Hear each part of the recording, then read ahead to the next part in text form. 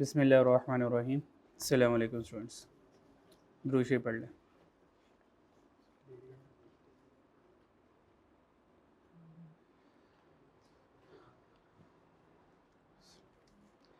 अच्छा जी, लास्ट हमारा lecture number 5 था, सो टुडेज़ लेक्चर नंबर 6।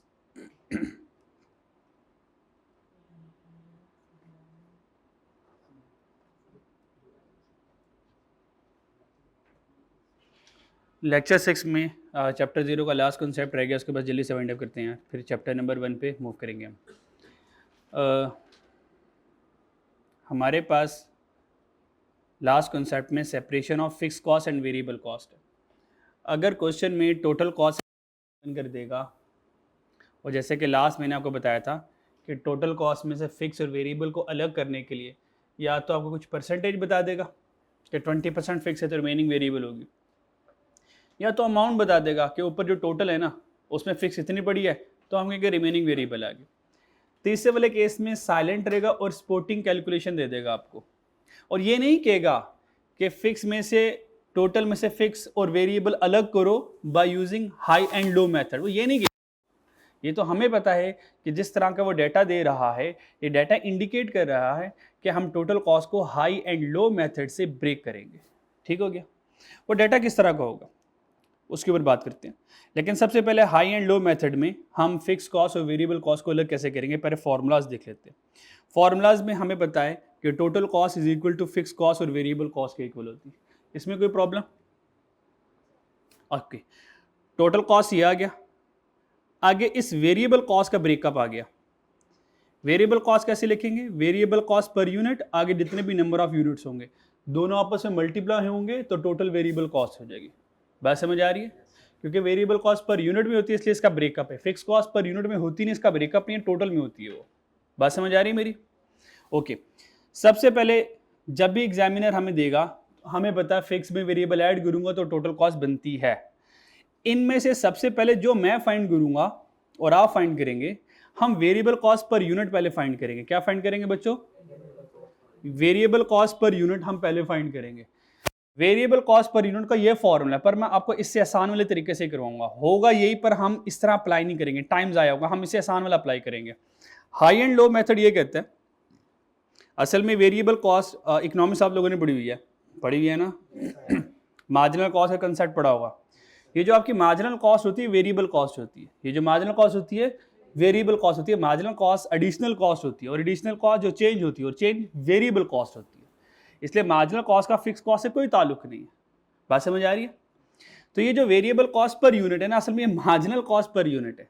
और मार्जिनल कॉस्ट का फॉर्मूला क्या होता है? Change in total cost divided by change in units. बस यही फॉर्मूला हम याद करेंगे और यही फॉर्मूला हम यूज करेंगे। तो आप लोगों ने ये फॉर्मूला याद कर लेना है, change in total cost divided by change in units. यहां से आपके पास वेरिएबल कॉस्ट पर यूनिट आ जाएगी। अल्टीमेटली देखें, जो मैंने फॉर्मूला लगाया है वही तो कह रहा हूं। देखो, अगर मैं हाई कॉस्ट में से लो कॉस्ट माइनस करूंगा तो कॉस्ट में जितना चेंज आ रहा है वही आ जाएगा मेरे सामने। क्या मैं समझा पा रहा हूं? पक्की बात है?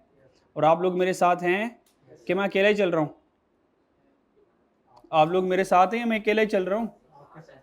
हाँ, मेरे साथ रहना। ऐसा ना हो मैं जा रहा हूँ, सवारियां मेरे साथ हैं, मैं पीछे मुड़ के देखूं डब्बे खाली, डब्बे ने कहा सर बस इससे आगे हम जा सकते नहीं है।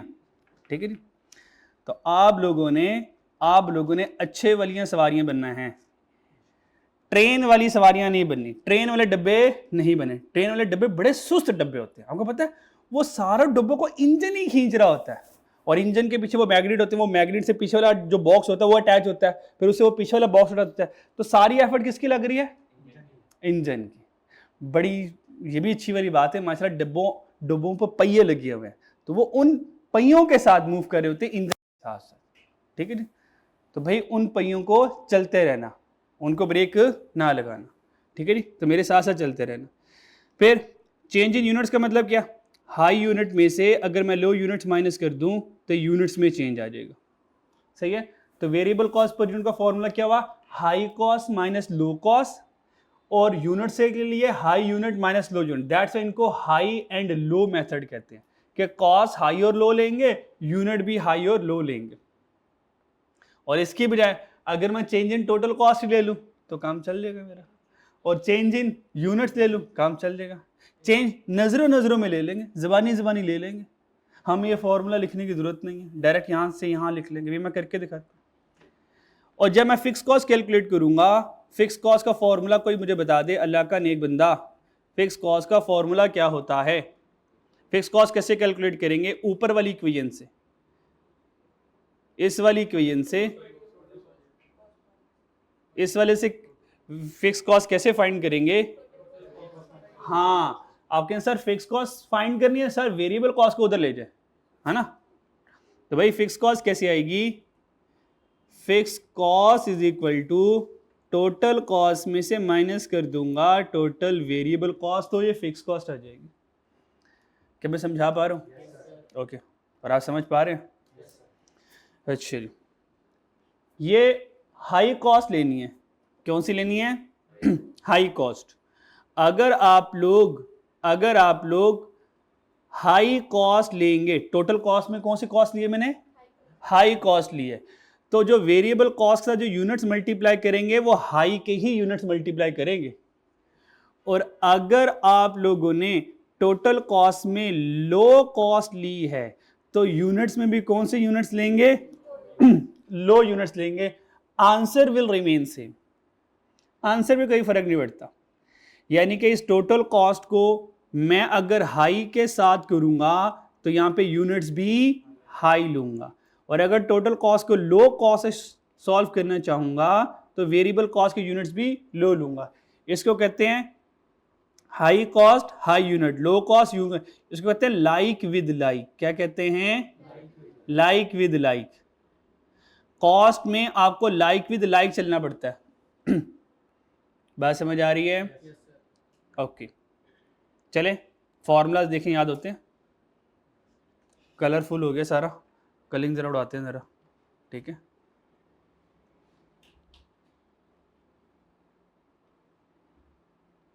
फॉर्मूला याद कर लें आप जल्दी से, बस फिर क्वेश्चन करते हैं। एक क्वेश्चन मैं करूँगा, बाकी आप लोग कर लेना यार, ठीक है। इसमें बहुत बस बाकी क्वेश्चन के साथ साथ प्रैक्टिस चलती ही रहेगी हमारी। जल्दी से फॉर्मूला याद कर लें।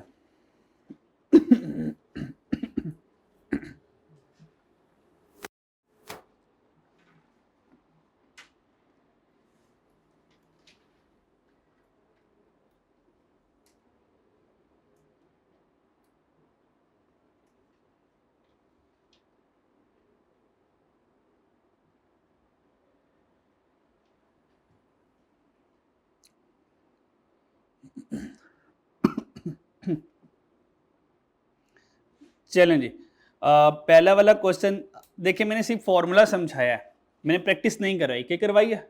नहीं, समझा दिया है, प्रैक्टिस आप खुद करें।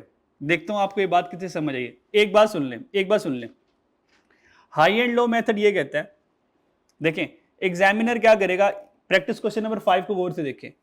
उसने क्वेश्चन में क्या गिवन कर दिया? एक्स लिमिटेड प्रोवाइड दी, बोला यार, टोटल प्रोडक्शन ओवरहेड। उसने टोटल प्रोवाइड कर दिया लास्ट 3 क्वार्टर का। जब वो आपको टोटल प्रोडक्शन ओवरहेड गिवन कर देगा या टोटल कॉस्ट गिवन कर देगा, अब रिक्वायरमेंट पढ़े,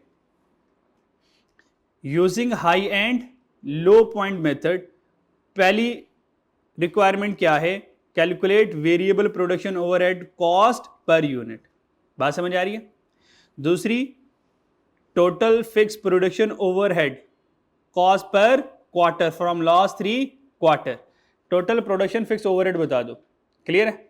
अच्छा, हाई एंड लो मेथड ये कहता है, और अगर आप क्वेश्चन में देखें तो आपके पास यूनिट्स हैं और कॉस्ट है। जब भी वो हाई एंड लो मेथड लगवाएगा तो आपको तरह की नेचर का डाटा देगा। यूनिट्स होंगे साथ कॉस्ट होगी, यूनिट्स होंगे साथ कॉस्ट होगी, तभी तो हाई एंड लो मेथड लगेगा। अब हाई एंड लो मेथड में लगाने के लिए ना, आपने कहा सर मैं ये वाला फॉर्मूला यूज करूंगा। कौन से वाला? सर टोटल कॉस्ट का चेंज, यूनिट्स का चेंज। अब अगला सवाल मेरा ये आएगा, भाई ये कॉस्ट तो आ गई, अब किन 2 कॉस्ट का चेंज लेना है, बस ये आपको माइंड में रखना है। हाई कॉस्ट का लो कॉस्ट के साथ चेंज लेना है। बात समझ आ रही है? हाई कॉस्ट का लो कॉस्ट के साथ चेंज लेना है। तो बता सकते हैं यहां पे हाई कॉस्ट कौन है, लो कॉस्ट कौन है? अगर ऐसा होता, मान लो बिलफर्ज ऐसा होता, लेकिन जो लॉजिकल तरतीब है वो यही है कि भाई फिक्स टोटल कॉस्ट है ना, ये प्रोडक्शन ओवरहेड कॉस्ट है, तो जैसे जैसे क्वार्टर बढ़ते यूनिट बढ़ते रहेंगे ये कॉस्ट बढ़ती ही रहेगी। तो लॉजिकली सीक्वेंस यही चलती है कि low higher higher then higher. लेकिन for the sake of calculation examiner तरतीब बदल दे, तो भाई हो सकता है ये हायर इधर सेंटर में आ रहा हो, तो फिर 7 का और 9 का मैं इनका डिफरेंस लूंगा, इनका चेंज लूंगा। बात समझ आ रही है? तो जब भी आपने चेंज कॉस्ट का चेंज कैलकुलेट करना है, किन दो वैल्यूज का करना है, हाई एंड लो, और जो कॉस्ट चेंज होगी उन्हीं के ही यूनिट्स लेने हैं, उन्हीं के ही यूनिट्स लेने हैं। ठीक है, आपके पास सिर्फ 2 मिनट है, 2 मिनट में कैलकुलेशन करें। देखें पहले का आंसर 10 और दूसरे का आंसर 5000 आता है, फिर मैं कराऊंगा, अगर ना होगा तो 2 मिनट से ज्यादा नहीं लगाना इस पर।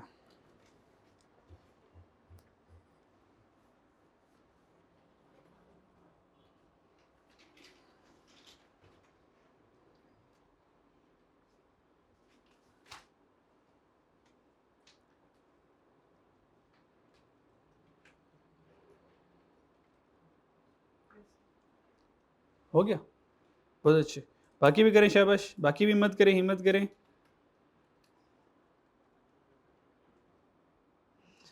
आप लोग जितने खुद प्रैक्टिस करेंगे उतने आपके कॉन्सेप्ट अच्छे होंगे।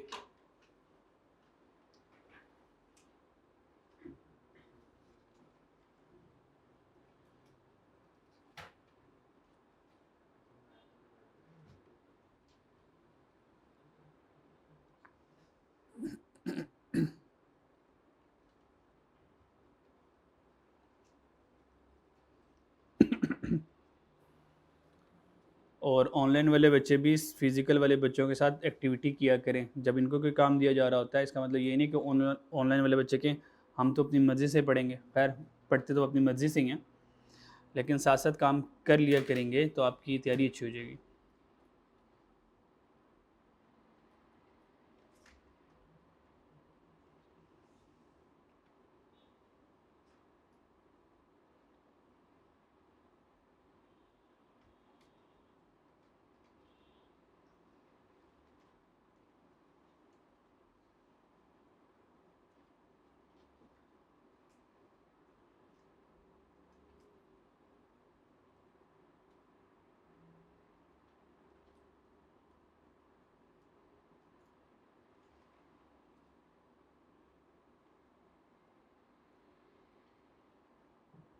जी बच्चों डन, मेरी ज़रूरत है जी, यहाँ से भाइयों मेरी ज़रूरत है, मैं आऊँ? अच्छा मैं आ रहा हूँ, मैं आ गया। चलो जी शॉर्टकट करवा दूँ जल्दी जल्दी से।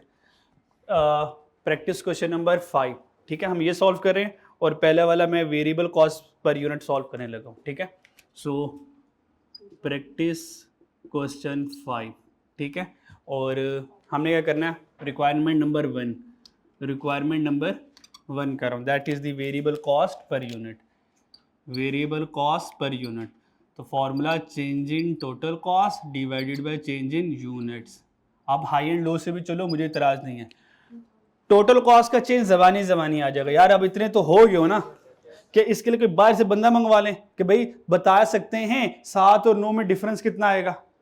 अगर प्रॉब्लम आ रही होगी छोटे बहन भाई को कॉल कर लेना, उनसे पूछ लेना भाई सीए कर रहा हूँ, कॉस्ट की क्लास में बैठा हुआ हूँ, एक मसला आ गया। भाई क्या मसला आया? मसला ये आया 9 और 7,000 का डिफरेंस नहीं लिया जा रहा, जरा आप अगर हेल्प कर दे तो सही है। तो भाई कॉस्ट में कितना चेंज आया बच्चों? 2000 का, तो 2000 इधर आ गया। अब बजाय इसके मैं ये लिखूं 9000 माइनस 7000, इतना टाइम नहीं है, ठीक है नहीं। यूनिट्स में चेंज भाई इन्हीं के यूनिट्स लेने, कितने ही चेंज आया? 200 का चेंज आया।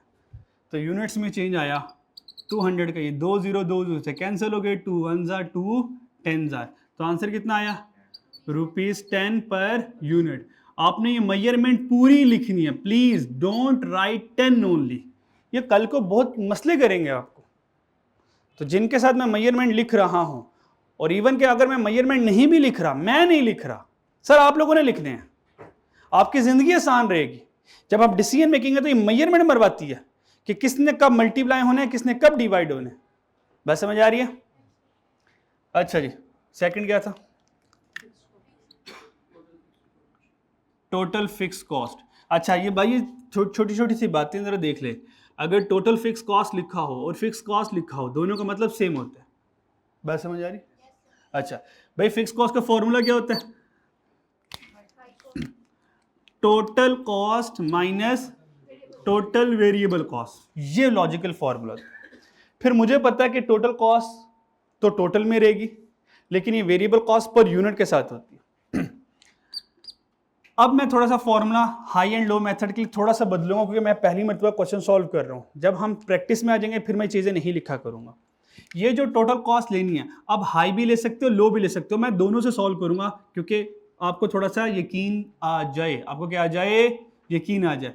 और ये टोटल वेरिएबल कॉस्ट है, इसको ब्रेकअप में लिखूंगा, क्योंकि मेरे पास टोटल वेरिएबल कॉस्ट तो नहीं है ना, मेरे पास पर यूनिट है, तो मैं इसी को इस्तेमाल कर सकता हूं। तो मुझे फॉर्मूले को ब्रेक करना पड़ेगा,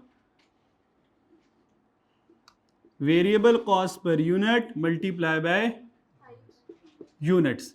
अब कॉस्ट कौन सी ली है, तो यूनिट्स भी कौन सी लूंगा? हाई लूंगा। चलें जी, हाई कॉस्ट देखते कौन सी है। हाई कॉस्ट, हाई कॉस्ट कौन सी है? 9000। और अगर आप इस तरह से करते हैं तो यहां से हाई कॉस्ट यहां से पहचान सकते हैं आप। 9000 हाई कॉस्ट आ गई। वेरिएबल कॉस्ट कितने हैं? 10। हाई के यूनिट्स लेने हैं, हाई के यूनिट्स कितने हैं? अगर ये हाई की कॉस्ट है तो ये हाई के यूनिट्स है। 400 आ गए, 4000 आ गया। सो 9000 माइनस 4000, फिक्स कॉस्ट कितनी आ गई? Yes, fix cost is the 5000। ये 5000 आपकी ₹5000 योर फिक्स कॉस्ट। यहां तक कोई प्रॉब्लम नहीं? Any problem?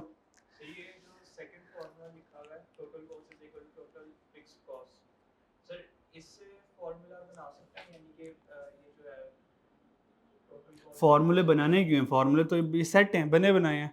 अब इनमें और तो हमने कोई वैरायटी नहीं लगानी भाई। दो ही फॉर्मूले हैं, एक वेरिएबल कॉस्ट पर यूनिट का और एक फिक्स कॉस्ट कैलकुलेट करने का।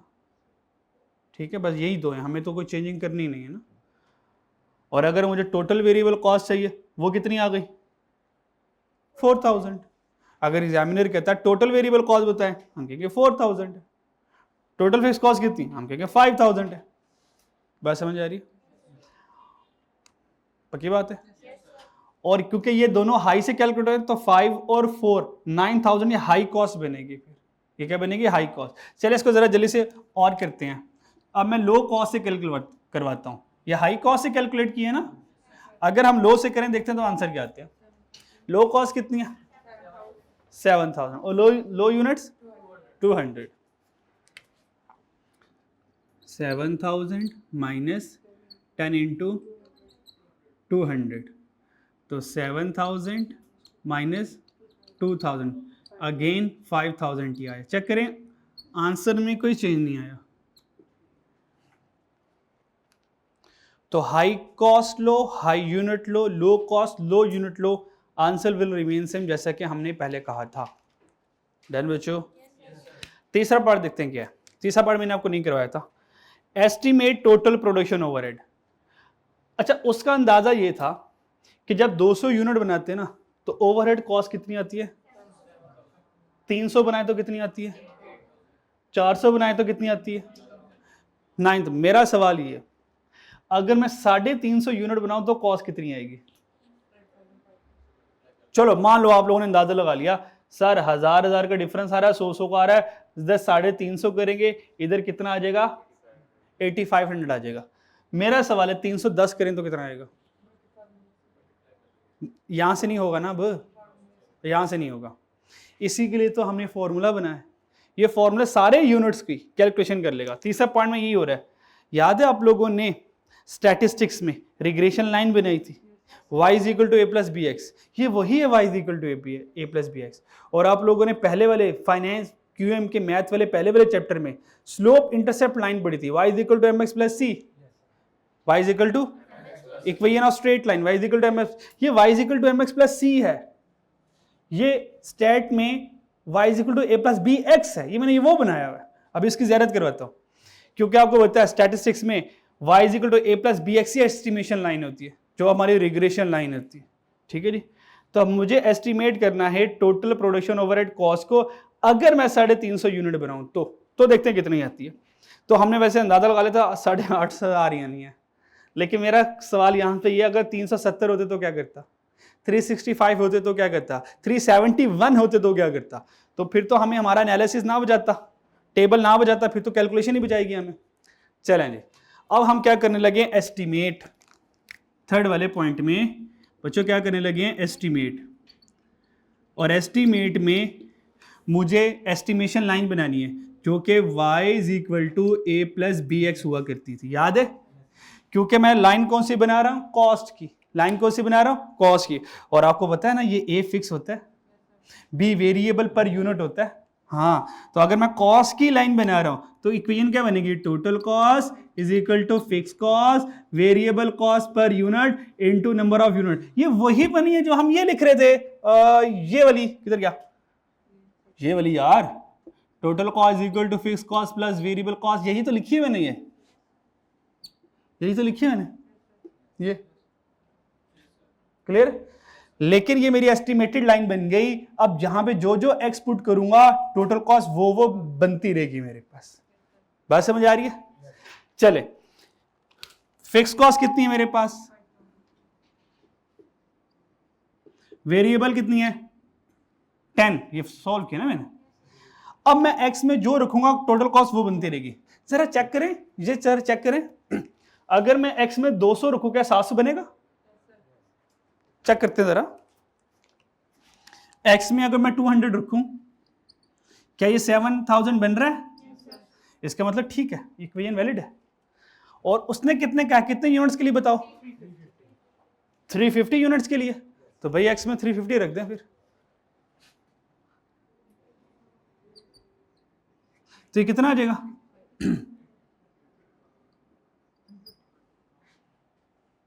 और अगर मैं ये पूछूं 370 तो क्या आएगा?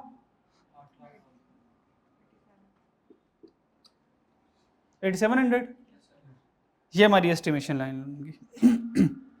क्लियर हो गया? इसमें कोई प्रॉब्लम किसी को? चलो आगे चलते हैं।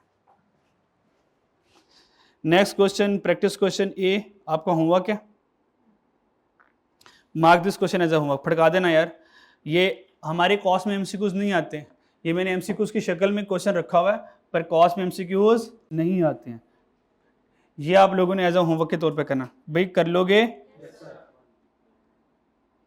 क्वेश्चन 6B, बस लास्ट सवाल है। क्वेश्चन 6B पढ़ें और 2 मिनट सॉल्व करें, ज्यादा वक्त नहीं लगाना इस पे। इसमें एक वैरायटी आएगी, नई वैरायटी, वो ये वाली है, variable cost per unit decrease by 10%। खुद से सोचें इसका क्या करना है, खुद से सोचें इसका क्या करना है, वरना मैंने तो सॉल्व करवा ही देना फिर तो।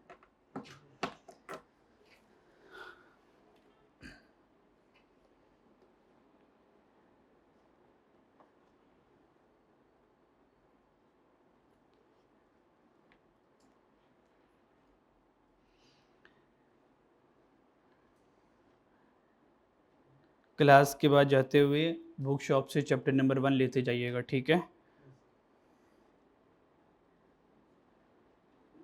बस हम नेक्स्ट 5 मिनट में हम चैप्टर नंबर 1 स्टार्ट करने लगे इंशाल्लाह।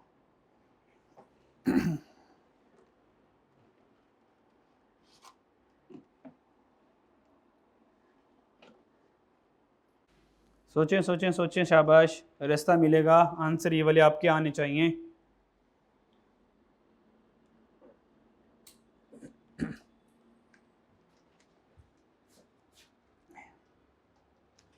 नहीं है, पक्की बात। दोबारा देख लो, रिव्यू कर लो यार, सोचो कहाँ गलती कर रहे हो, ढूंढो जरा क्वेश्चन को, अपनी कैलकुलेशन को दोबारा रिवाइज करो, कहीं ना कहीं तो गलती कर ही रहे होगे ना जिसकी वजह से आंसर नहीं आ रहा। वो गलती ढूंढो बच्चों।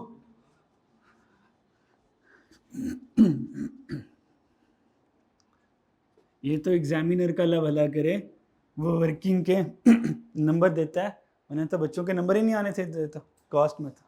सही है, शुक्र है उसने आंसर लिखने के ऊपर नंबर नहीं रखे हुए, हर आंसर सही लिखने का भी एक नंबर होता है, ठीक है।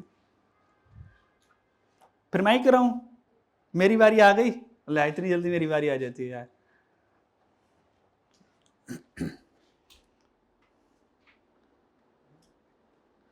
अच्छा, एक बात शायद आप लोगों को कंफ्यूजन कर रही हो यार, मैं क्लियर कर दूं। अब क्लास में ना मेरी प्रैक्टिस नहीं करवाने आए हुए, मैंने कहा मैं बाद में क्लियर करवा दूं। आप क्लास में मेरी प्रैक्टिस नहीं करवाए, सर आप करें ना, आपकी प्रैक्टिस हम चाहते हैं हो जाए अच्छी, ये सोच के तो नहीं है। तो भाई आपने प्रैक्टिस करनी, आपने कैलकुलेशन करनी, बात समझ आ रही। चलो जी, क्वेश्चन सॉल्व करते हैं जनाब। उसने कहा कि variable cost per unit decrease by 10% if units exceed 10,000। ये कंडीशन लगाई उसने, अगर मैं 10,000 यूनिट से ज्यादा इंक्रीज करूंगा तो हमारी जो वेरिएबल कॉस्ट पर यूनिट है वो 10% कम हो जाएगी। हमने कहा ठीक है, ये कंडीशन मैंने माइंड में रख ली।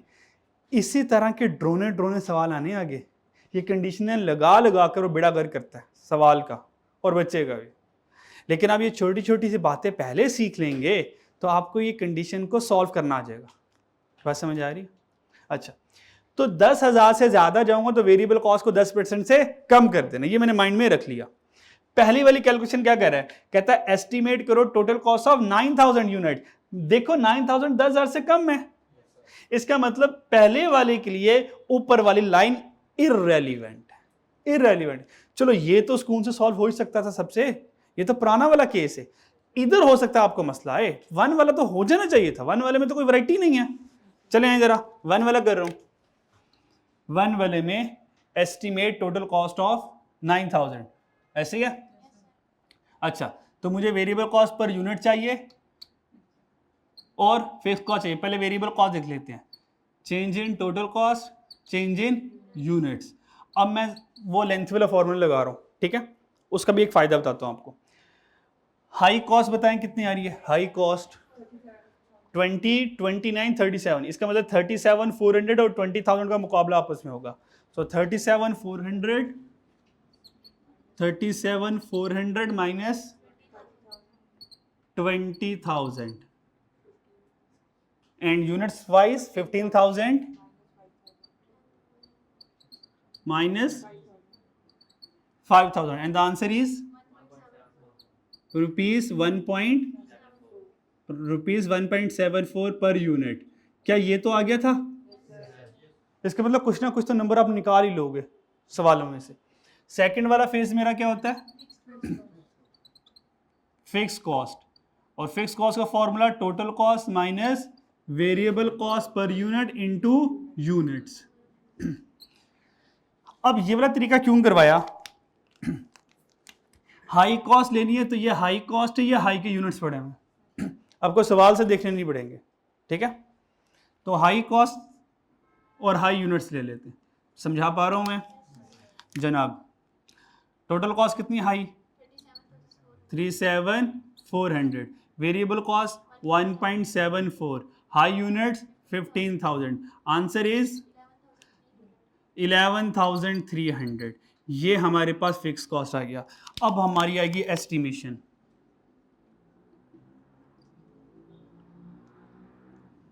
एस्टिमेशन किसको एस्टिमेट करना है, अगर मैं 9,000 यूनिट बनाऊं तो बताएं टोटल कॉस्ट कितनी होगी। एस्टिमेट किसको करना है, टोटल कॉस्ट को, कितने यूनिट्स पर, 9,000 यूनिट्स पर। चलें जी, एस्टिमेशन का फॉर्मूला होता है टोटल कॉस्ट, बल्कि total cost variable cost per unit into units, ये होता है एस्टिमेशन। टोटल कॉस्ट कितनी आई, फिक्स कॉस्ट है, फिक्स कॉस्ट कितनी आई? 11,300। वेरिएबल कॉस्ट कितनी है और कितने यूनिट्स के लिए एस्टिमेशन करनी है? बस 9,000 यहाँ पे पुट करें, आंसर आ जाएगा। कितना आंसर आता है? 26,960। देखिए हमारा ये आंसर है, ये आंसर आ गया। कोई प्रॉब्लम यहाँ पे नहीं। अब क्योंकि ये पॉइंट नंबर 1 हो गया, अब पॉइंट नंबर 2 तो वैसे हमारे लिए आसान हो जाएगा, वो साथ ही कर लेते हैं जल्दी से। ठीक है, पॉइंट नंबर 2 कितना है भाई? अब कितने यूनिट एस्टिमेट करने हैं? क्या 15,000 10,000 से ज्यादा होते हैं? अगर मैं 15,000 यूनिट के लिए कैलकुलेशन करूंगा तो वेरिएबल कॉस्ट को 10% से कम करना पड़ेगा। तो सीन कुछ ये होगा, फिक्स कॉस्ट कितनी है? 11,300। ब्रेके लगाएं इसके ऊपर। ये वेरिएबल कॉस्ट जब आएगा 15,000 यूनिट के लिए तो ये 10% से कम हो जाएगा। हाँ, ये 90% रह जाएगा। तो आज 1.74 नहीं आएगा, आज क्या आएगा? 1.74 का 90% आएगा, ये आएगा। ये था यहां पे पॉइंट कि वेरिएबल डिक्रीज बाय 10%। अगर मैं 15,000 के लिए कैलकुलेशन करता हूं, ठीक है, तो नंबर ऑफ यूनिट्स कितने आगे? 15,000, तो multiply by 15,000 and the answer is 34,790। ये मेरे पास एस्टिमेशन है। हाई एंड लो मेथड खत्म हो गया हमारा यहाँ पे। अगर वो कह दे वेरिएबल कॉस्ट इंक्रीज बाय 15%, तो हम फोत हो जाएंगे। छोटे बहन भाई को कॉल करेंगे, टीचर को कॉल करेंगे, क्या करेंगे फिर? अच्छा, फिर आप ये करेंगे, अब ये करेंगे 1.75 में अगर मैंने 15% इंक्रीज कहा तो क्या करेंगे? 1.75 मल्टीप्लाई बाय 0.0.8। भाई 15% इंक्रीज का है तो भाई 1.15। मैं तो उर्दू में इंक्रीज ही कह रहा हूं। क्या है? Chapter 0 done. चैप्टर नंबर 1 पे आ जाए बच्चों। आगे आप लोगों ने तेज हो जाना है, तो मुझे ये नहीं था कि मेरे चैप्टर 0 पे 5 लेक्चर लग जाएंगे, तो मुझे ये था मैं 3-4 में फटका दूंगा। आज छठा लेक्चर, वो भी आधा लग गया इसके ऊपर।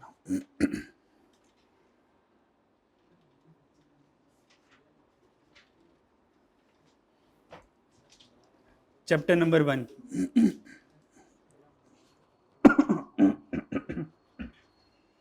चैप्टर नंबर 1 में आ जाए।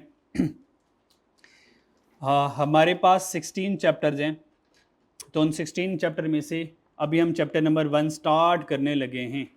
ठीक है, लेकिन जो चैप्टर नंबर 0 पढ़ाया इसकी कैलकुलेशन इंशाल्लाह ताला जो मैंने वक्त यहाँ पे लगाया, जब मेरे ओरिजिनल टॉपिक आएंगे वहाँ पे मेरा वक्त बच जाएगा।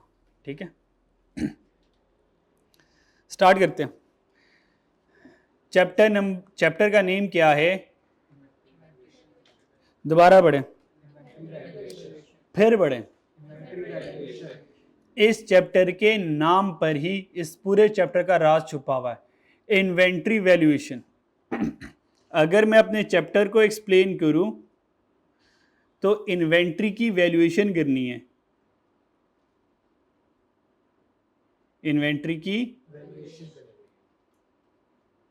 इन्वेंट्री वैल्यूएशन का मतलब है कि इन्वेंट्री कितनी पड़ी हुई है। इन्वेंट्री कितनी, ये इन्वेंट्री क्या होती है भाई? ये कह दो कि स्टॉक। हाँ हाँ हाँ सर, ये वर्ड बोलने सर। इन्वेंट्री क्या है? Unsold goods at year and. ये वर्ड बोलने बच्चों। इन्वेंट्री स्टॉक होती है, स्टॉक इन्वेंट्री होती है। हाँ, ये दोनों एक जैसे ही होते हैं। ये सवाल का जवाब हुआ। क्या ख्याल है? बस इन्वेंट्री क्या है? Unsold goods at year and.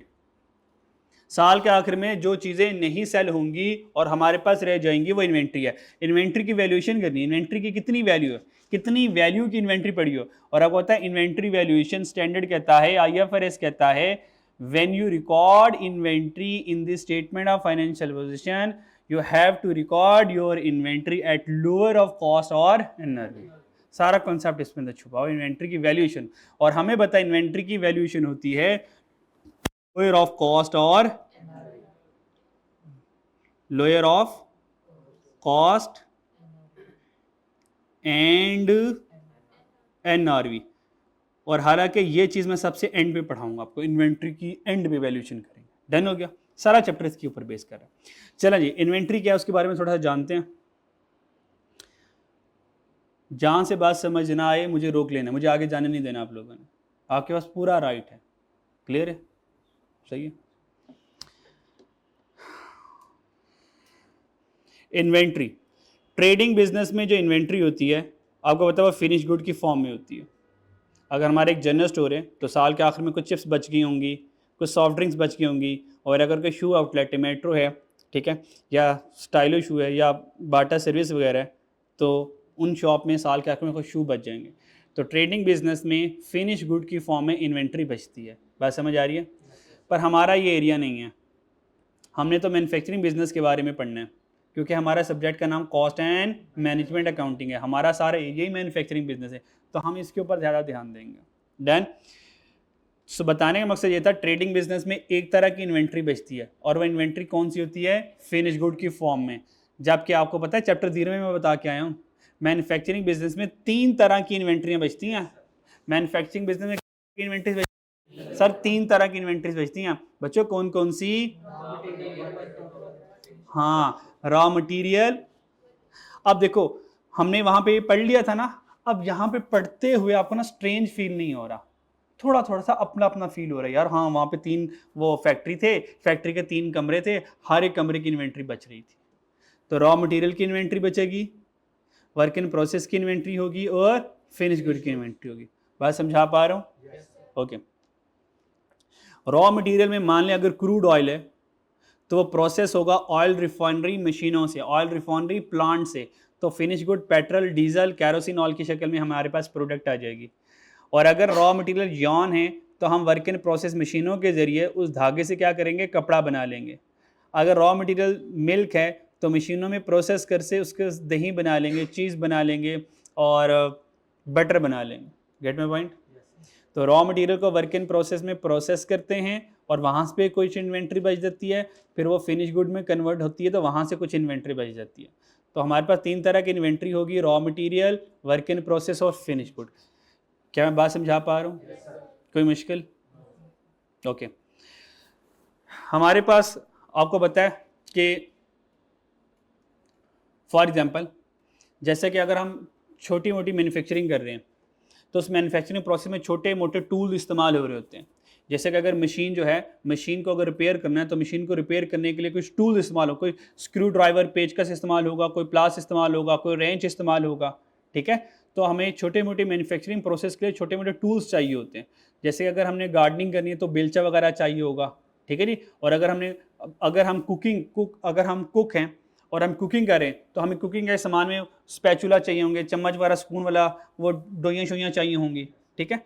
तो ये सारे के सारे store, spares and loose tool कहलाते हैं। Stores, spares and loose tool, ठीक है। ये भी हमारे पास इन्वेंट्री होती है, और इस वाली इन्वेंट्री को हम रॉ मटेरियल इन्वेंट्री में रखते हैं। इसको किस में रखते हैं? Raw material.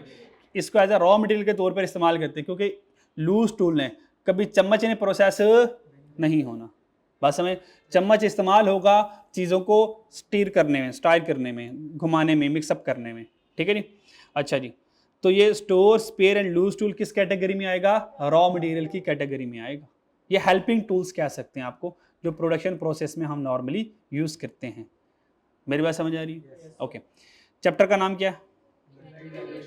हाँ, अब यहाँ से शुरू करते हैं, valuation of inventory. Valuation of inventory जहाँ से हमने स्टार्ट लिया था, ठीक है। इन्वेंट्री वैल्यूएशन क्यों करनी है? मजबूरी IFRS कहता है,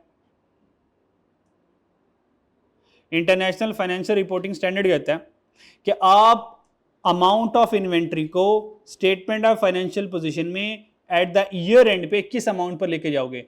तो आईएफआरएस क्या कहता है? आईएफआरएस कहता है आप इन्वेंट्री को मुंह चुक के रिकॉर्ड नहीं कर सकते, आपको मुंह को साइड पे रखना पड़ेगा।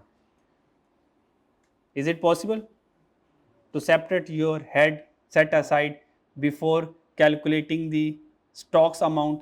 नहीं, पॉसिबल नहीं है। वरना कहां पे चले जाएंगे आप? जन्नत में, अगर मुंह को साइड पे रखेंगे। अच्छा जी, an inventory is required to evaluate is inventory at the end of each reporting period. भैया आईएफआरएस ये कहता है कि आपने जब इन्वेंट्री स्टॉक कैलकुलेट करनी है, आप हर ईयर एंड पे देखेंगे कितनी वैल्यू की मेरे पास स्टॉक पड़ा हुआ, और उस वैल्यू में आप दो चीजें कैलकुलेट करेंगे, एक कॉस्ट ऑफ इन्वेंट्री और एक एनआरवी। दो चीजों को कंपेयर करो, कॉस्ट को कंपेयर करोगे और एनआरवी को कंपेयर करोगे, और इनमें से जो क्या होगा, जो लोअर होगा, अब उसके ऊपर अपनी इन्वेंट्री को, अपने स्टॉक को रिकॉर्ड करेंगे। ये आपने ये चैप्टर नंबर 8 है मेरे ख्याल से, I2A में 7 है, चलो 7 है या 8 है, जो भी है। तो मैं 18 तो मैन्युफैक्चरिंग अकाउंट की बात ही कर रहा हूँ ना, वो 8 वाला है ना। हाँ, वो मैन्युफैक्चरिंग अकाउंट वाला एनआरवी वाला एक ही है, 5 उसमें भी है ना, वेटेड एवरेज उसमें भी है ना, एनआरवी कॉस्ट उसमें ही है, वो मैन्युफैक्चरिंग अकाउंट की बात कर रहा हूँ। तो मैन्युफैक्चरिंग अकाउंट में आप लोगों ने बहुत अच्छे से पढ़ा हुआ है, ठीक है। तो यहाँ पे इतनी गौर से मुझे ना देखें कि मैं कोई नई बात बता रहा हूँ, आप चिल रहे हैं सर, ये तो पता ही है। आगे चलें सर, आपको तो मुझे पुशअप करना चाहिए सर, ये आता है हमें, आगे चलें, आगे बढ़ाएं। अच्छा जी, एनआरवी क्या होती है? एनआरवी क्या होती है? एनआरवी का मतलब ये होता है, एनआरवी होती है क्या, चलो ये बताओ, मैं तो बाद में बताऊंगा।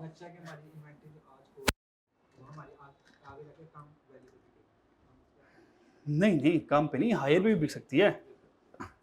एनआरवी है क्या? एनआरवी का कॉन्सेप्ट क्या है?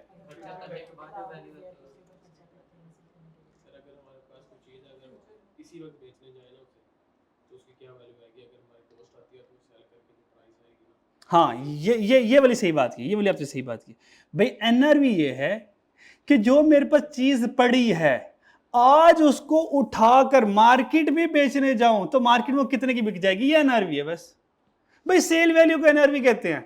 बच्चे रट्टा लगाता है, estimated selling price minus estimated cost to sell cost to repair, ये एनआरवी होता है भाई। नहीं, जो चीज पड़ी हुई है वो मार्केट में उठाकर लेके जाएं और कहीं यार मैं बेच सकता हूं, वो जितने की बिकेगी सर, ये एनआरवी। दूसरे लफ्जों में सेल वैल्यू ही, सेल प्राइस ही एनआरवी होती है। तो लिख ले, एनआरवी क्या है? Sale value. कभी कभी वो आपको सेल वैल्यू दे देगा, तो सेल वैल्यू भी क्या होगी? एनआरवी होगी।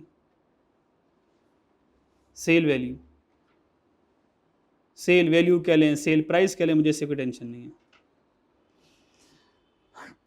और जब मैं उस चीज को बेचने जाऊंगा तो ऑब्वियस बात है, उसको बेचने में जो खर्चा होगा, तो एस्टिमेटेड सेलिंग प्राइस, मार्केट में कितने पैसे मिलेंगे, और अगर मैं उसको बेचने जा रहा हूं, उसको बेचने में मेरा कोई खर्चा हो रहा है, वो खर्चा माइनस करने के बाद जो पैसे मुझे मार्केट से मिलेंगे उस प्रोडक्ट के against, that is my NRV.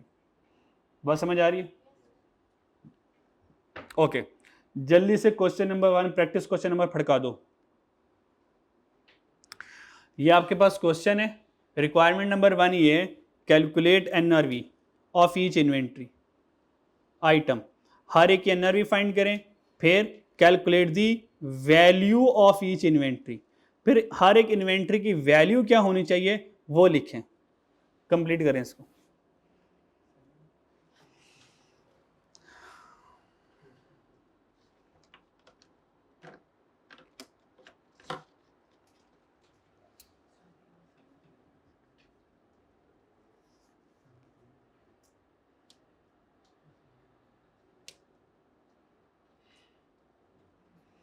मैंने सारे सवाल आप लोगों से करवाने हैं हमेशा, मैं नहीं करवाया करूंगा, मैं सिर्फ समझा के साइड पे बैठ जाऊंगा।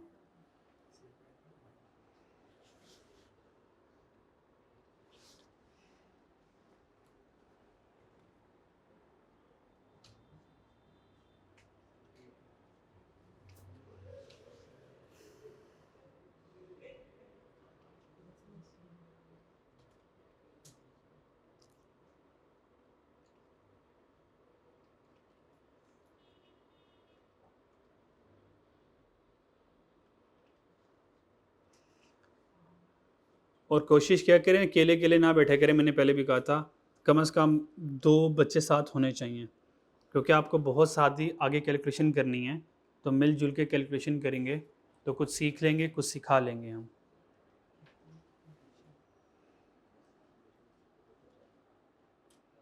कोई ऐसा तो नहीं बच्चा कह रहा है सर हम आई एम फॉलोइंग यू, आप भी तो अकेले हैं, हम भी अकेले ही रहेंगे।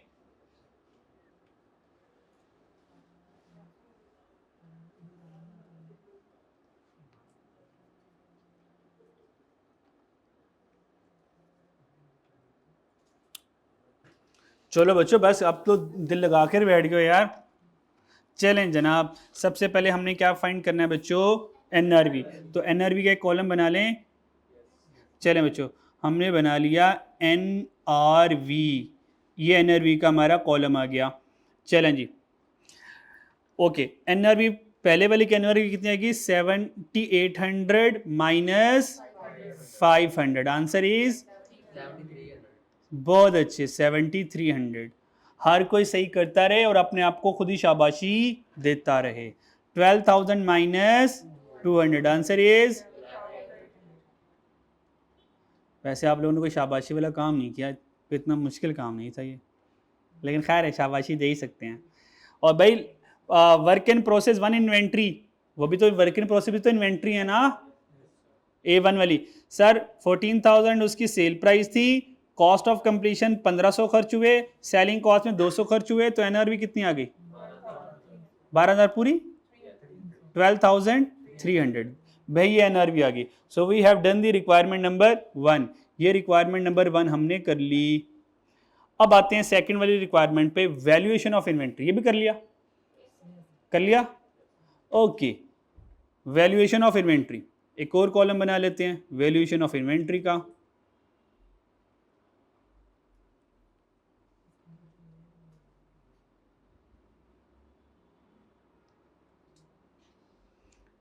वैल्यूएशन ऑफ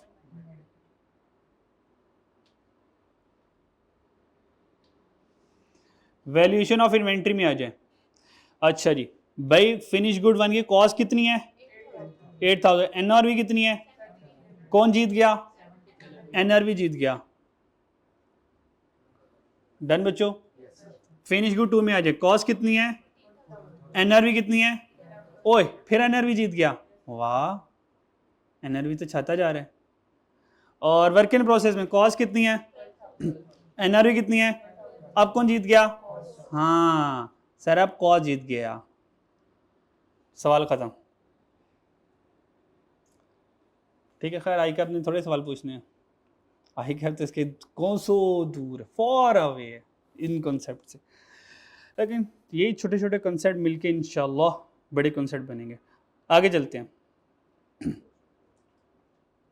आगे चलते हैं।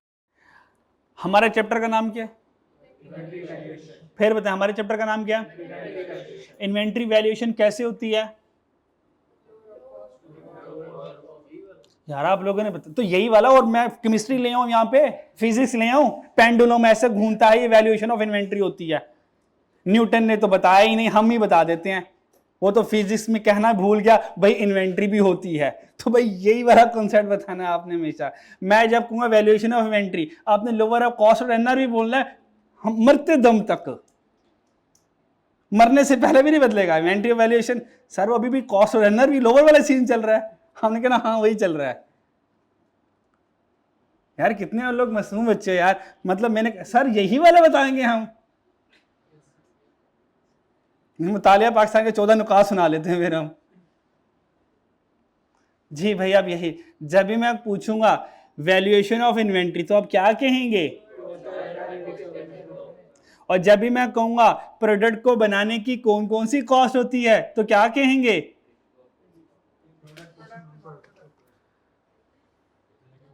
प्रोडक्ट को बनाने के लिए नॉन कॉस्ट नहीं आती, आपने कहना मटीरियल लेबर एफओएच।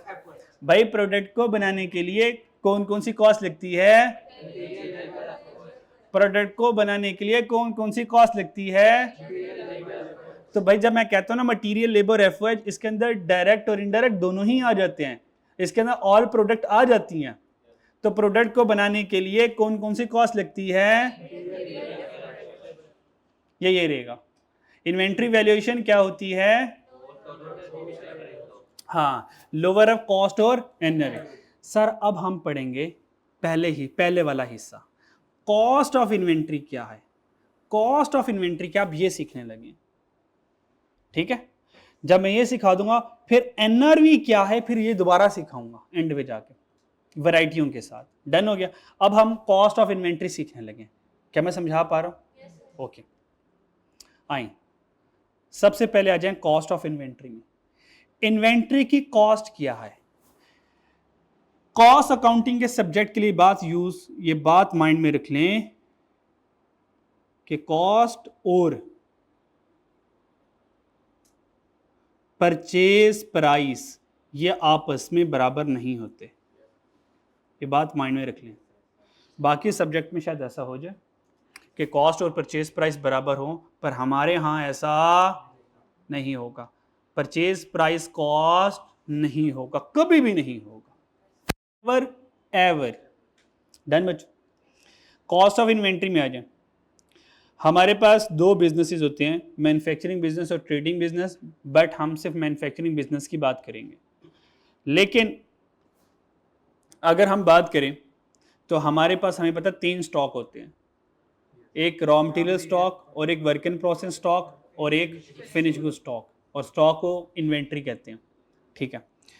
अगर मेरा बिजनेस तो रॉ मटेरियल का है, अगर तो मेरा बिजनेस रॉ मटेरियल का है, मैं से रॉ मटेरियल को सप्लाई करता हूँ, या मैं अगर बिजनेस भी हूँ तो रॉ मटेरियल खरीदता हूँ, तो रॉ मटेरियल कौन यूज करता है? Manufacturing business. बात समझ आ रही है? सिर्फ रॉ मटेरियल के लिहाज से, सिर्फ रॉ मटेरियल के लिहाज से जो कॉस्ट होगी वो कॉस्ट ऑफ परचेज होगी, यानी कि परचेज प्राइस होगी। क्या होगी? परचेज प्राइस होगी। और उस परचेज प्राइस में हम फर्दर चीजें जब ऐड ऑन करते रहेंगे, वो परचेज प्राइस कहां तक पहुंच जाएगी? कॉस्ट ऑफ परचेज तक पहुंच जाएगी। परचेज प्राइस में और कॉस्ट ऑफ परचेज में फर्क है। कॉस्ट में परचेज प्राइस का मतलब कितने की खरीदी, फिर उसको खरीद के लाने से लेके गोडाउन तक या फैक्ट्री प्रेमिसेस तक लाने तक जितने खर्चे होंगे वो सारे उसमें ऐड ऑन करते रहेंगे, फिर कॉस्ट ऑफ इन्वेंट्री बनती है। और आपने इंटर में पढ़ा होगा ना? हाँ, उसमें तो लंबी लिस्ट टीचर लिखवाते हैं, ठीक है नी? ओके, इसका मतलब raw material for manufacturing business में कॉस्ट किसके इक्वल होगी? कॉस्ट ऑफ परचेज के इक्वल होगी। और कॉस्ट ऑफ परचेज क्या होती है? ये एक लॉन्ग लिस्ट है, लॉन्ग लिस्ट लिख रहा हूं, आगे आएगी, ताकि आप कोई नन्ना मुन्ना बच्चा ये ना समझे cost of purchase mean purchase price. भैया परचेज प्राइस नहीं है, इसमें बाकी चीजें अभी प्लस माइनस होनी है, तो लॉन्ग लिस्ट लिख दिया मैंने। अच्छा, और अगर ट्रेडिंग बिजनेस है तो उसके लिए भी cost is equal to cost of purchase ही होता है, ठीक है? बात समझ आई? मैन्युफैक्चरिंग बिजनेस ने रॉ मटेरियल भी खरीदना होता है, ट्रेडिंग बिजनेस ने फिनिश गुड भी खरीदनी होती है, तो यहां पर दोनों सेम होंगे। लेकिन जब वर्क इन प्रोसेस आएगा, वर्क इन प्रोसेस कोई परचेज नहीं करता, फिनिश गुड में कोई चीज परचेज नहीं होती, तो वर्क इन प्रोसेस कहाँ होगा? मैन्युफैक्चरिंग बिजनेस में। और मैन्युफैक्चरिंग बिजनेस कहाँ, फिनिश गुड कहाँ होगी? वो भी मैन्युफैक्चरिंग बिजनेस में होगी। इनके कॉस्ट ऑफ, भाई वर्क इन प्रोसेस की भी तो इन्वेंट्री है ना बच्चों, फिनिश गुड भी तो इन्वेंट्री है ना, तो उनकी इन्वेंट्री कॉस्ट क्या होगी? मटेरियल, लेबर, एफर्ट, जो अभी मैं याद करवाता, ये इनकी कॉस्ट होगी। जो मैं कह रहा होता हूं कि किसी प्रोडक्ट को बनाने के लिए कौन कौन सी कॉस्ट होती है? Material, labour, effort. और जब भी मैं कहूंगा मटेरियल, लेबर, एफर्ट, ये अंडरस्टूड है, मटेरियल डायरेक्ट होगा, लेबर भी डायरेक्ट होगी, क्योंकि इनडायरेक्ट मटेरियल, इनडायरेक्ट लेबर तो एफर्ट में आ रहे होंगे। अगर मैं पूछूं, अगर मैं ये कहूं प्रोडक्ट को बनाने के लिए 3 कॉस्ट लगती हैं, मटेरियल, लेबर, एफर्ट, कोई साइंसदान मुझसे ये ना पूछे सर मटेरियल कौन सा लगाया, डायरेक्ट और इनडायरेक्ट? ऑब्वियस बात है वो डायरेक्ट होगा, इनडायरेक्ट तो इसमें होगा। बात समझ आ रही मेरी? ओके, तो वर्क इन प्रोसेस की इन्वेंट्री और फिनिश गुड की इन्वेंट्री अगर उनकी कैलकुलेशन करनी है तो कैसे कैलकुलेशन होगी? मटेरियल, लेबर, एफओएच, तीनों को ऐड करूंगा, इनकी जो कॉस्ट होगी वही कॉस्ट ऑफ इन्वेंट्री होगी, वर्क इन प्रोसेस की भी, फिनिश गुड की भी। क्योंकि रॉ मटेरियल मैन्युफैक्चर नहीं होता, वो तो परचेज करना होगा। दैट्स वाई रॉ मटेरियल की जो कॉस्ट होगी वो कॉस्ट ऑफ परचेज होगी, जो कि एक लंबी लिस्ट होती है। ये जो मैंने समझाया, एक मिनट लगाएं इसको एब्जॉर्ब करें मैंने क्या बातें की हैं आपसे, और अपने आप को समझाएं।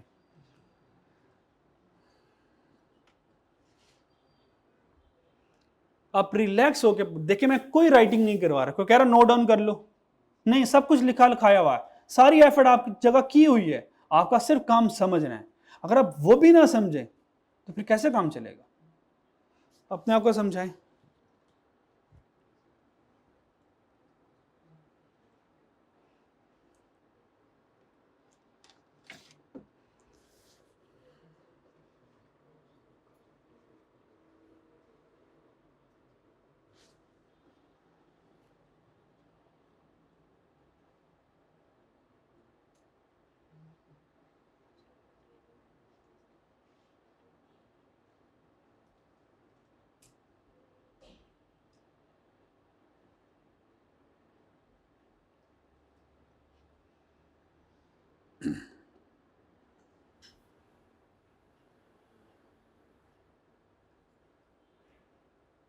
रिवाइज कर लिया?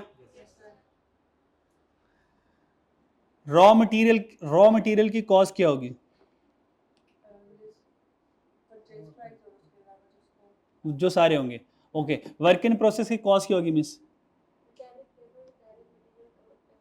एफ भाई रॉ मटेरियल की कॉस्ट क्या होगी?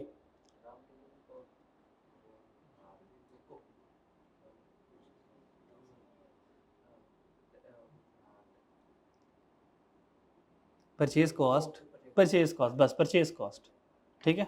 परचेज कॉस्ट के भी हम पढ़ते हैं भाई। फिनिश गुड की कॉस्ट क्या होगी? बस मटेरियल लेबर है। डन बच्चों, याद रहेगी बात। ये जितनी भी बातें आपको ना बड़े आसान तरीके से लेके चल रहा हूँ, इससे आसान तरीका नहीं है मेरे पास कि इससे भी आसान हो जाए। मैं आपको कोई बड़े बड़े पैराग्राफ नहीं दिखा रहा यार, ये हम इंशाल्लाह सारा करेंगे, उसके बाद मैंने सारी चीज़ों को एक्सट्रैक्ट करके सिंप्लीफाइड फॉर्म आपके सामने रख दी। यार ये रिजल्ट है आपके, सर ये रिजल्ट भी हमसे नहीं होता, तो भैया आप कैसे करोगे? ये जो भी मैं करवा रहा हूँ बच्चों, घर जाके इसको पक्का करना है आप लोगों ने।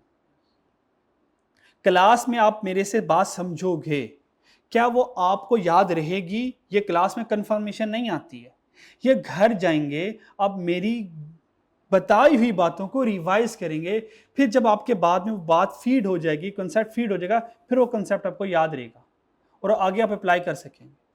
तो घर जाके सब्जेक्ट को लाजमी पढ़ना है। आगे चलते हैं जी। तो हम फिक्रमंद किस भाई, मटेरियल लेबर एफआई तो हमें पता ही है, लेकिन कॉस्ट ऑफ परचेज के बारे में हम है ना सर, ये कॉस्ट ऑफ परचेज क्या होगा? अब कॉस्ट ऑफ परचेज को देखते हैं क्या होगा। तो देखिए चीज़ें स्टेप बाय स्टेप चल रही हैं। हमने इन्वेंट्री वैल्यूएशन से स्टार्ट लिया, और इन्वेंट्री वैल्यूएशन कॉस्ट और एनआरवी लोअर पे होती है। अब हम कॉस्ट को सीखने की तरफ आ गए। बात समझ आ रही है? चले, कॉस्ट ऑफ परचेज क्या, यहां पर आ जाए कॉस्ट ऑफ परचेज। ये कॉस्ट ऑफ परचेज भी होगी और कॉस्ट ऑफ इन्वेंट्री भी होगी। कॉस्ट ऑफ इन्वेंट्री किसके इक्वल होगी? सबसे पहले इन्वेंट्री किस प्राइस पे खरीदी, that is called the purchase price. अगर परचेज प्राइस में से हमने कोई ट्रेड डिस्काउंट दे दिया, कोई रिबेट सब्सिडी हो गई, गिवन है तो माइनस कर देंगे, नहीं है तो कुछ भी नहीं करेंगे, डू नथिंग करेंगे। बात समझ आ रही है? अगर कोई नॉन रिफंडेबल टैक्सेस हैं, कोई नॉन रिफंडेबल टैक्सेस हैं और ड्यूटीज हैं, कोई टोल टैक्स वगैरह है, फॉर एग्जाम्पल दूसरे शहरों से आनी है गाड़ी हमारी रॉ मटेरियल लेकर, तो बीच में जितने भी वो टोल टैक्स पे कर रहा होगा, इसका मतलब इन्वेंट्री को लाने की वजह से कर रहा होगा। बात समझ आ रही है? अच्छा, तो परचेज कॉस्ट ऑफ इन्वेंट्री का मतलब ये होता है आपने जिस सप्लायर से चीजें खरीदी, वो जहां पे भी बैठा हुआ है वहां से चीजें चल पड़ी हैं और हमारे गोडाउन तक आ रही हैं, उस रास्ते में जितने भी खर्चे वो सारे कॉस्ट ऑफ इन्वेंट्री में हम ऐड करते रहेंगे। ये सिंपल सा कॉन्सेप्ट है, ठीक है।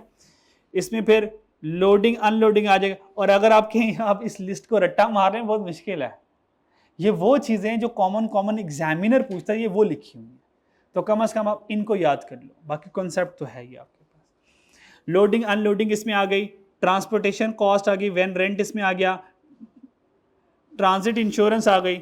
अगर कोई सेंसिटिव प्रोडक्ट है और डायरेक्ट यार नुकसान हो जाएगा, ज़्यादा होगा, तो उसकी इंश्योरेंस कर लेते हैं, ट्रांजिट इंश्योरेंस। अगर हाँ, फिर तो गोडाउन तक चीज़ें आ गई ना, फिर तो फिनिश गुड की इंश्योरेंस हो रही होगी, तो उसका हमारे से कोई ताल्लुक नहीं है। ये गोडाउन तक लाने तक खर्चे हैं।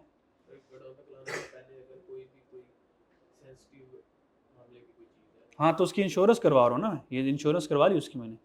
माले में शीशा लेकर आ रहा हूँ, कोई शीशा लेकर आ रहा हूँ, या केमिकल के ड्रम्स लेकर आ रहा हूँ, तो मुझे लग रहा है यार केमिकल अगर गिर गया ना, ये मेरा करोड़ों का केमिकल है ये, ठीक है जी। अब वो जो केमिकल है तो उसकी मैं इंश्योरेंस करवा लूँगा, तो जो इंश्योरेंस कॉस्ट होगी वो इसमें शामिल करूँगा मैं।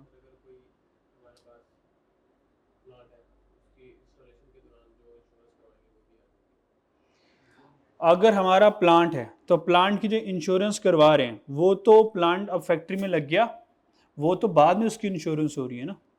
और फैक्ट्री जो प्लांट है मेरा, प्लांट मेरा रॉ मटेरियल नहीं है, वो तो मेरा एसेट है, नॉन करेंट एसेट है ना। अगर उसकी इंश्योरेंस करवानी है तो वो एसेट की कॉस्ट में ऐड हो जाएगी, ठीक है। और वो जो एसेट की जो कॉस्ट होगी, या आपने पढ़ा होगा, R1 नहीं पढ़ाता मैं, अगर आपने एक नॉन करेंट एसेट खरीदा है और नॉन करेंट एसेट की आप इंश्योरेंस करवा रहे हैं, ये आपका रेवेन्यू एक्सपेंडिचर बनेगा। एक होता है कैपिटल एक्सपेंडिचर, एक होता है रेवेन्यू एक्सपेंडिचर। अगर आप नॉन करेंट एसेट में कोई पार्ट रिप्लेस कर रहे हैं जिसकी उसकी एफिशिएंसी, इकोनॉमिक लाइफ बढ़ रही है, तो वो आपका कैपिटल एक्सपेंडिचर बनेगा, वो पार्ट ऑफ एसेट बनेगा। और इंश्योरेंस जो है, रिपेयरिंग एंड मेंटेनेंस जो है, ये ऑपरेटिंग एक्सपेंडिचर में आएगा, ये रेवेन्यू एक्सपेंडिचर में आएगा। कॉस्ट पढ़ ले मेरे से। अच्छा जी, clearing charges on import. For example हम चाइना से चीज़ें मंगवा रहे हैं, तो कस्टम वालों ने चीज़ें पकड़ी हुई हैं, कस्टम वालों ने कहा यार कस्टम क्लियर होगा तो चीज़ें हम आपके रिलीज़ करेंगे, तो उनको जो हम फ़ी वगैरह चार्जेस वगैरह पे करेंगे, क्लियरिंग चार्जेस पे करेंगे। फिर एक होता है एलसी चार्जेस। एलसी चार्जेस आपने पढ़ा होगा इंट्रो में, लेटर ऑफ क्रेडिट पढ़ा हुआ है ना आप लोगों ने। इकोनॉमिक्स में लेटर ऑफ क्रेडिट नहीं आता, ये आता है इसमें, अकाउंटिंग में आता है। इकोनॉमिक्स में लेटर ऑफ क्रेडिट वाला कॉन्सेप्ट ही नहीं है। तूने कौन सी इकोनॉमिक्स पढ़ लिया है? अच्छा, वाह वाह वाह, जबरदस्त जबरदस्त, तूने अच्छा सा पढ़ा हुआ है, इसका मतलब है लेटर ऑफ क्रेडिट। भाई लेटर ऑफ क्रेडिट क्या होता है आपको पता है? हम कौन हैं? पाकिस्तानी। हम कौन हैं? पाकिस्तानी। अच्छा जी, तो लोग करते ये थे पहले कि भाई बाहर से ना चीज़ें मंगवा ली, सप्लायर से कहा यार हमें ना इतने टन मन केजी शेजी सारा कुछ भिजवा दो, तो बाहर वाले ना चीज़ें भिजवा देते थे। वो कहते चीज़ें आ गई, अब इंशाल्लाह ताला हम गोस्ट बन जाएंगे, हम गायब हो गए, वो बंदा ही गायब हो गया। तो बाहर वाले जो सप्लायर थे कहते यार ये पाकिस्तानी चीज़ें ले लेते हैं, और जब पैसे भिजवाने की बारी आती तो गायब भी हो जाते हैं, गुम हो जाते हैं। तो उन्होंने फिर इतबार करना छोड़ दिया, उनका नहीं, ऐसे नहीं। अब जो भी इम्पोर्टर होता है और कोई बाहर से चीज़ें मंगवाता है, इम्पोर्टर कहता है क्या श्योरिटी कि तुम भागोगे नहीं? कहता है मैं मुसलमान और पाकिस्तानी हूँ, इस वजह से तो डर रहे हैं मुझे, ठीक है तुमने ही तो भागना है, ठीक है जी। तो वो क्या कहता है, बैंक को एज ए गारंटर बनाता है, कहता है बैंक से लिखवा के लेकर आओ, बैंक से एक लेटर लेकर आओ, वो गारंटी देगा कि अगर तुमने पैसे ना दिए तो मैं पैसे इस पर्टिकुलर बैंक से रिकवर करवाऊंगा। तो बैंक क्या करता है, लेटर ऑफ क्रेडिट इशू करता है एक गारंटर बन के, और बैंक इस लेटर ऑफ क्रेडिट को इशू करने के चार्जेस लेता है, वो ये चार्जेस हम यहाँ पे ऐड करेंगे। तो फिर हम ये लेटर ऑफ क्रेडिट दिखाते हैं कि भाई देखो मैं भागूंगा नहीं, अब मैं पक्का वाला मुसलमान हो गया, मैं सुबह सुबह अभी शाम तौबा करके आया हूँ, ठीक है, तो अब मुझे चीज़ें भिजवा दो, मैं तुम्हें फ़ौरन पैसे दूंगा। और हाँ, अगर तुम्हें मुझ पर यकीन नहीं है, ये देख लो मैं लेटर ऑफ क्रेडिट लेकर आया हूँ, अगर मैं भाग गया तो तुम इस वाले बैंक से पैसे रिकवर कर लेना। डन हो गया। तो ये जो लेटर ऑफ क्रेडिट के चार्जेस होंगे वो भी हम क्या करेंगे, इन्वेंट्री के कॉस्ट में ऐड करेंगे। ये लंबी लिस्ट नहीं लिख सकते, लास्ट में एक लाइन तो लिख के सकते हैं। वो लाइन क्या है, ऑल अदर डायरेक्टली एट्रीब्यूटेबल खर्चे necessarily incurred on bringing the asset to its present location. Present location mean warehouse वगैरह, ठीक है। एंड कंडीशन कहता है इसके अलावा आप अगर और के खर्चे एग्जामिनर बता दे जो एसेट को लाने के लिए हैं वेयर हाउस तक, वो भी ऐड करेंगे यहाँ पे। और फिर सारे खर्चों को सवाई ये माइनस हो रहे, ट्रेड डिस्काउंट, रिबेट और सब्सिडी माइनस हो रही है, गवर्नमेंट ने कहा यार चीज़ें खरीद रहे हो, चलो इसमें से आपको हम 10 रुपये माफ़ करते हैं। तो बाकी सारा कुछ ऐड करके एट द एंड हमारे पास क्या आ जाएगा बच्चों, क्या आ जाएगा, कॉस्ट ऑफ इन्वेंट्री आ जाएगी। और जब आप ये कॉस्ट ऑफ इन्वेंट्री फाइंड कर रहे होंगे, आपको कुछ फर्दर खर्चे भी गिवन करेगा जिसको आपने लिफ्ट नहीं करानी। रिफंडेबल टैक्स ड्यूटीज, क्योंकि ये पैसे रिफंड हो जाने, मुझे वापस आ जाए, तो मेरा खर्चा तो नहीं है ना, ये टेम्पररी खर्चा है पर ये पैसे वापस आ जाने, तो हम रिफंडेबल टैक्स ड्यूटीज को इग्नोर मारेंगे। बात समझ आ रही। एबनॉर्मल लॉस या कॉस्ट को, फॉर एग्जांपल कोई एक्सीडेंट हो गया, कोई पेनल्टी या थेफ्ट हो गया, पर ये जो नुकसान होगा ये कॉस्ट ऑफ इन्वेंट्री में शामिल नहीं करूंगा, ये नॉर्मल नुकसान नहीं है। बात समझ आ रही है। मतलब मैं मोटरवे से जीटी रोड सामान लेकर आ रहा था, डॉक्टर ने कहा माशाल्लाह माशाल्लाह हरा भरा ट्रक हमारे लिए ही आ रहा है। हमने कहा सर आपके लिए ये आ रहा था, पता नहीं आप कहाँ रह गए। उनका अब हम आ गए हैं, हमारे हवाले कर दो। हमने ट्रक उनके हवाले कर दिया और खाली ट्रक लेके जा रहे हैं। अब ये जो हमारा सारा सामान चोरी हो गया, ये कॉस्ट ऑफ इन्वेंट्री में ऐड, और बोलो नहीं होगा जी जी। बिजनेस के लॉस कॉस्ट में ऐड नहीं होते, बिजनेस के लॉसेस आपके एक्सपेंसेस होते हैं, वो बिजनेस का एक्सपेंस होगा, इसमें कॉस्ट का नहीं होगा, वरना तो कॉस्ट इंक्रीज हो जाएगी ना। कॉस्ट मैन्युफैक्चरिंग कॉस्ट होती है ना, उससे चीनी की कॉस्ट नहीं महंगी होगी, चीनी बन चुकी है।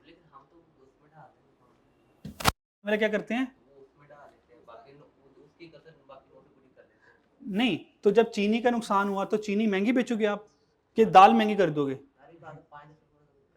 तो वो तो आप ये करो ना, अपनी नुकसान एडजस्ट कर रहे हो। लेकिन अगर एक चीनी का एक तोड़ा है, सैक ऑफ शुगर है, अगर वो खराब हो गया तो उससे कॉस्ट का कोई, तो चीनी बन चुकी हुई है, अब तो आप सेल होने के लिए आई हो फिनिश गुड की फॉर्म में। अच्छा जी भाई, गोडाउन की सेफ्टी और सिक्योरिटी के लिए सिक्योरिटी गार्ड रखा, ये चीज़ों को लाने का थोड़ी खर्चा है, ये चीज़ें तो आ चुकी हैं, अब उनकी हिफाजत का खर्चा ये तो ये तो कॉस्ट ऑफ इन्वेंट्री में शामिल नहीं होगा ना। रास्ते में कोई गार्ड रखा हुआ है,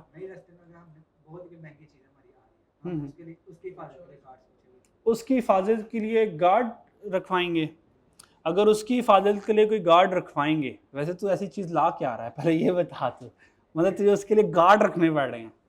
हाँ चरसी ला रहा होगा सही है, गोल्ड वगैरह, हाँ गोल्ड वगैरह, अगर गोल्ड वगैरह अव्वल तो, हाँ अगर gold as a raw material के तौर पर आ रहा हो और हमारा हम ज्वेलर्स हैं तो ठीक है, सिक्योरिटी गार्ड जो होगी वो सारी होगी, तो उनका खर्चा हम गोल्ड की कॉस्ट में ऐड करेंगे। जैसे वो इंडिया में सैंडलवुड, जैसे वो चंदन की लकड़ी वगैरह जब वो ट्रांसपोर्ट करते हैं, हाँ सैंडलवुड सिक्योरिटी वगैरह बहुत हाई होती है। बस ठीक है, वो सैंडलवुड की जो ट्रांसपोर्टेशन कॉस्ट है ना, उसमें लोडिंग अनलोडिंग साथ सिक्योरिटी गार्ड का भी खर्चा ऐड कर लेंगे। ठीक है जी। स्टोरेज कॉस्ट, भाई स्टोरेज कॉस्ट चीज़ों को लाने का खर्चा है या चीज़ों को हिफाजत से रखने का खर्चा है?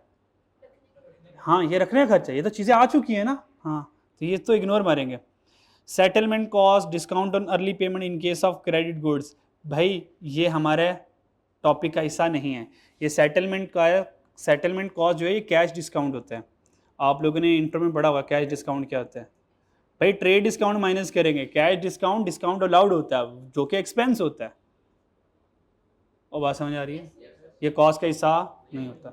तो सेटलमेंट कॉस्ट ये आपके पास कैश डिस्काउंट होता है। और ड्राइंग्स तो चीज़ों का फिनिश गुड या रॉ मटेरियल आ चुका, फिर ऑनर घर ले गया। डन बच्चों।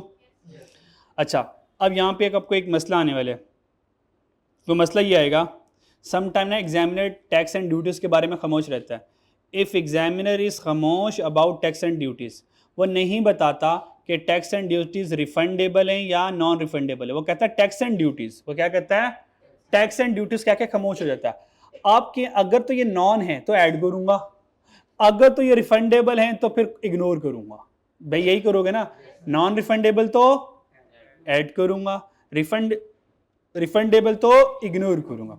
अब उसका असूल क्या है, वो असूल ये है, अगर तो वो इनकम टैक्स है, अगर तो वो इनकम टैक्स है तो वो रिफंडेबल है, अगर वो लिखता है कि इनकम टैक्स है तो इग्नोर मार देंगे। इसके अलावा सारे के सारे नॉन रिफंडेबल होंगे। अगर तो इनकम टैक्स आ गया तो वो क्या होगा, रिफंडेबल होगा। इसके अलावा सारे टैक्स क्या होंगे? नॉन रिफंडेबल होंगे। बात समझ आ रही है? चलिए प्रैक्टिस क्वेश्चन नंबर 2, जल्दी सॉल्व करें।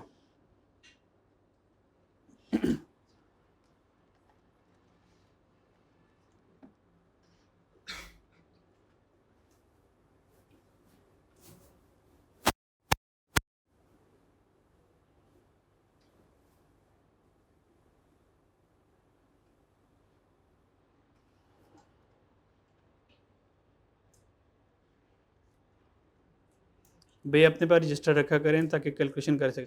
ये सवाल को देखना नहीं है, ज़्यारत नहीं करनी, सॉल्व करें, उसको देखने में लगे हुए हैं। समझा दूं?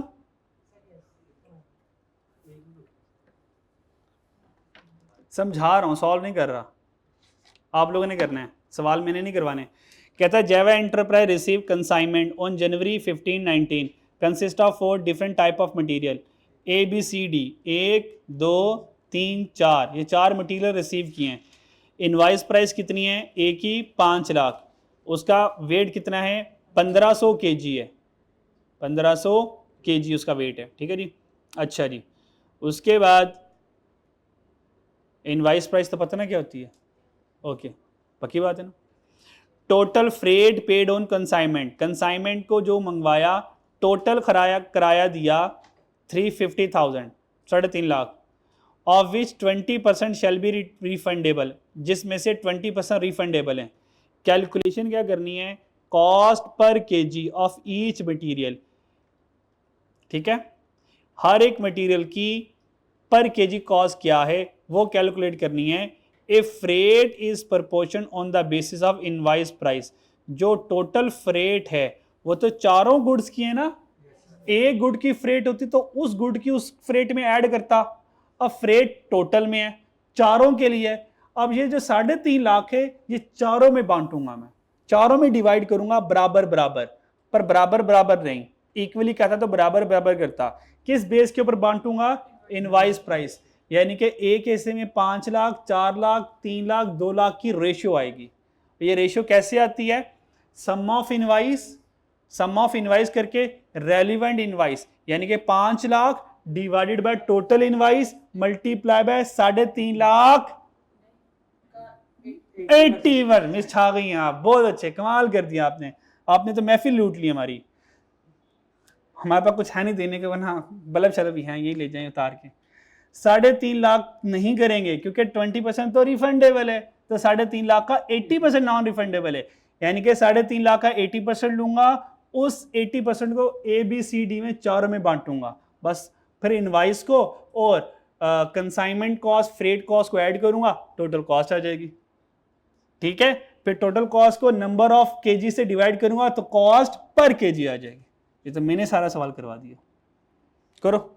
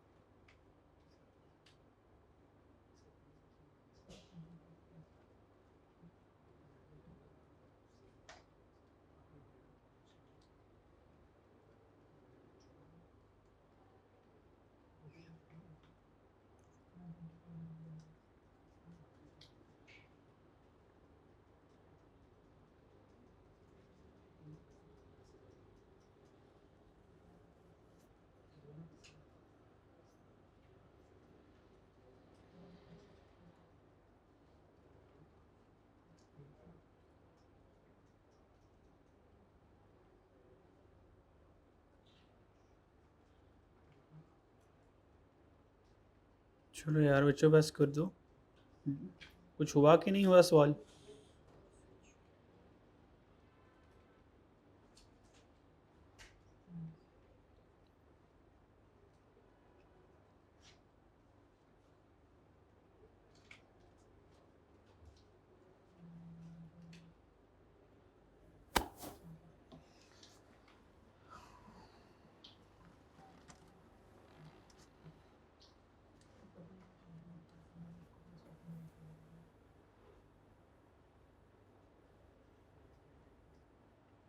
भाई बैक पैक वाले भाई, भाई सवाल हो गया आपका? आपको इतनी जल्दी जाने की यार? हाँ, ये घर जाके कर लेंगे। अच्छा आप नोट्स ले के मैं करवा दूं कि कर लेंगे? ठीक है, नोट्स ले लीजिएगा, नोट्स के एंड में इसका सोल्यूशन अवेलेबल होगा, पहले खुद से कर लीजिएगा प्लीज, सोल्यूशन नहीं देखना आप लोगों ने, पहले खुद से कर लीजिएगा, उसके बाद सोल्यूशन देखिएगा, फिर देखिएगा डिफरेंस कहाँ पे आ रहा है। ठीक है, आज के लिए इतना काफी, कल इंशाल्लाह इससे ऑनवर्ड पढ़ेंगे। अपना ख्याल रखिएगा, अल्लाह हाफिज़।